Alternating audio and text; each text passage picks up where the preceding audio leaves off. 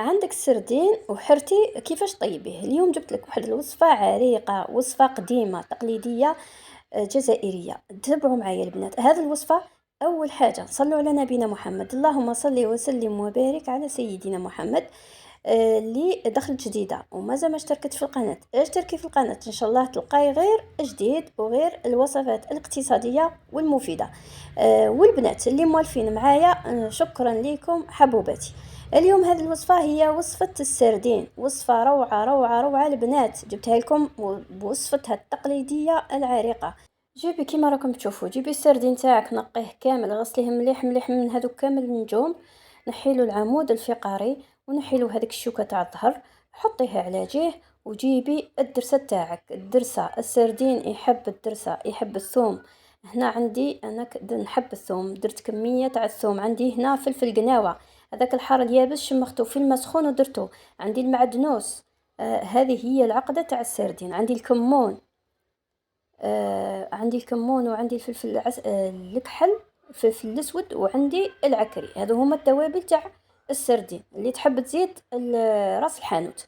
عندي كيما راكم تشوفوا، عندي فلفل الاحمر، فلفله حمراء، ولا العكري. عندي الكمون وعندي الفلفل الاسود. هنا الفلفل الاسود كنت نسيته. نروح ندق الدرسه تاعي مليح مليح، ديري لها شويه الملعقه تاع الزيت وديري الملح. هذه هي الدرسه تاع السردين.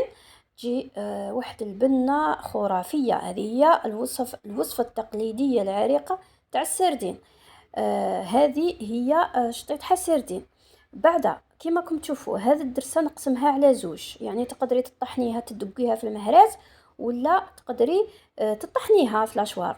انا قسمتها على زوج، يعني الكمية الاولى درتها هنا، ربيت لها طوماطيش تكون طايبة مليح، زدت لها شويه تاع الطوماطيش باش طبعا ما تجيش قارصه. درت لها شويه طوماطيش مربيه. راح نعاود نزيد لها نفس التوابل اللي كنت درتهم، ندير شويه فلفل اسود، شويه العكري، وشويه تاع الكمون. واذا كان عندك راس الحانوت طبعا ديري شويه راس الحانوت تانيك. هنا نخلط هذيك الدرسه تاعي. هذه الدرسه راه فيها، هنا عندي زيت زيتون، تقدري ديري زيت زيتون ولا زيت عادي. انا نعشق في الزيت زيتون، نحب نطيب به. هنا درت شويه تاع زيت زيتون، حوالي ملعقه كبيره. نخلط هذيك العقده تاعي اللي هي الدرسه تاع السردين مليح مليح. بعدها نحكم الحبات تاع السردين كيما راكم تشوفوا، ندير لهم كامل، يعني نطليهم كامل بهذيك العقده بهذه الطريقه. راح تجي واحد البنه يا البنات ما نحكي لكمش، يعني ما نحكي لكمش. نحكم كامل الحبات تاع السردين. هنا كنت راني دايرت لكم واحد الوصفه تاع السردين بهذه الطريقه، لكن كنت مخلطه معاه الروز، يعني الا كان عندك الروز طايب تقدري تضيفي له. لكن هذه الوصفه وحدها، يعني مشي هذه شطيتها. كنت درتها من قبل يعني في الفيديوهات السابقه، لكن هذه ما فيهاش الروز، يعني هذه شطيتها سردين. نحكم كامل حبة التوعية بهذه الطريقه، نديرهم زوج زوج حتى نكمل كامل الوصف الكميه تاع السردين. وكما راكم تشوفوني نقي هذوك، كاين بعض الشوكات هم لاصقين راني نحي فيهم. هذه الطريقه يعني كامل الشوك ما فيهش كامل الشوك، يعني كي طيب تحكمي الحبه السرطيها ديريكت السرطيها ديريكت ما فيهاش كامل الشوك. راح تستمتعي بهذيك البنه تاع الدرسه. نكمل كامل هذاك السردينه تاعي. هنا راح نكمل السردين كامل هذاك. بعدها نروحوا للخطوه الثانيه اللي هي نحكم هذيك الدرسه. اول حاجه نجيب طاجين، انا راح نطيب فيه هذا الطاجين تاع الطين. نحكم طاجين، تقدري طيبي فيه طاجين ولا تقدري مقله ولا اي حاجه. نجيب شويه تاع الزيت زيتون ولا زيت كيما تحبي. درت حوالي ملعقه كبيره تاع الزيت. نحكم هذيك الدرسه اللي كانت ديجا بقات لي، يعني كنت درت النص والنص الثاني كنت خليته. نحكم هذيك الدرسه نحطها هنايا، نحطها في هذا الطاجين. هذيك الطوماطيش اللي كنت رابيتها حوالي زوج حبات ولا حبه كبيره تكون طايبه مليح، نديرها هنايا في هذا الطاجين.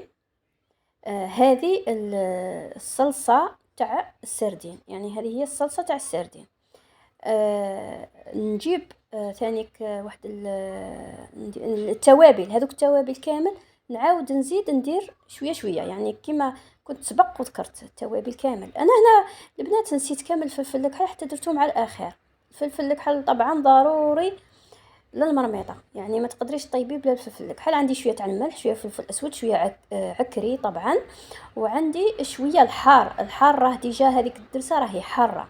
يعني درت هذاك فلفل قناوه كنت شمختو ودقيتو، يعني هنا لا حبيتي الحار بزاف دوبلي الفلفل قناوه، الا كان حبيتيها حار غير شويه ديري غير قطعه صغيره، لانه فلفل قناوه كما تعرفوا يجي حار بزاف. بعد ما درت ملعقه تاع طوماطيش مصبره ولا طماطم مصبره، ومن بعد نحط الطاجين تاعي على نار قليله. طبعا الطاجين تاع الطين ديريه على نار قليله. نضيف شويه تاع الماء، واحد الفنجان صغير تاع ماء مغلي، ومن بعد نضيف الرند، عندي هنا وريقات تاع الرند، ومن بعد نبدا نضيف دوك الحبيبات تاوعي تاع السردين كيما راكم تشوفوا. نستفهم كامل، يعني هذا الطاجين ما راحش يديلك وقت، عندك حوالي 10 دقائق ربع ساعه هو طاب، لانه انا الدرسه هذيك خليتها طابت 7 دقائق هكاك. غلات يعني. ومن بعد ضفت الرند وضفت السردين، هذا راح نزيد نخليها حتى حوالي 10 دقائق هكا، لانه السردين طبعا يطيب بالخف، يعني ما يديش وقت طويل. نغطي عليها ونخليها هذيك العشر دقائق، ومن بعد نعاود نولي نلقى السردين تاعي طاب، ونلقى الشطيطحه تاعي واجده، وهكا صدقوني بنه خرافيه يا البنات. من بعد نضيف هذاك المعدنوس من الفوق، وصدقوني هذا الطبق من اروع الاطباق الجزائريه العريقه، شطيطحه تاع السردين. بالمناسبه هذه الوصفه البنات، بالمناسبة هذا الطبق هذا معروف في المطاعم تاع السردين ولا تاع الحوت بصفة عامة، يعني معروف هنا في تيبازا، في بوهارون، في الجزائر بصفة عامة. يعني هذا الطبق معروف في المطاعم. هذا هو الوصفة تاعي تاع نهار اليوم. شاء البنات ان شاء الله الفيديو يعجبكم. ما تنساوش ما تبخلوش عليا باللايك وبالتعليق وبالاشتراك. شكرا لكم حبوباتي، خليكم على خير. كيما راكم تشوفوا رافقتها بشويه سلطه ورافقتها بالخبز تاع الدار، وهكا نكون ان شاء الله كملت الفيديو معكم. ان شاء الله نتلاقاو في فيديو واحد اخر. نخليكم على خير، نصلوا ونسلموا على حبيبنا محمد صلى الله عليه وسلم. اللهم صل وسلم وبارك على سيدنا محمد، والسلام عليكم ورحمه الله تعالى وبركاته، وشهيتكم في الجنه، وباي باي البنات.